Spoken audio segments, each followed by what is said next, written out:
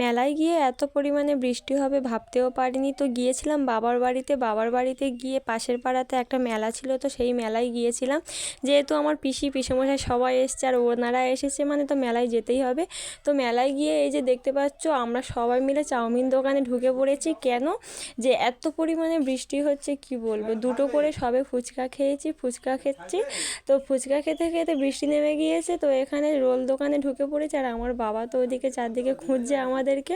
তো রোল দোকানে ঢুকে ভাবলাম যে কেন দাঁড়িয়ে আছি, বৃষ্টি পড়ছে, সবাই মিলে একটা করে রোল খেয়ে নিই। যেহেতু একটু বৃষ্টি কমলেই আমরা বাড়ি চলে যাব, সেই জন্য ভাবলাম এখানেই যেহেতু দাঁড়িয়ে আছি তো এখানেই খেয়ে নেওয়া যাক। তো এখানে দেখতে পাচ্ছি আমাদের বাবাইও খাচ্ছে আর কারেন্টও নেই, চারদিকে অন্ধকার, তো এখানে ফোনের লাইট জ্বেলে খাওয়া হচ্ছিল।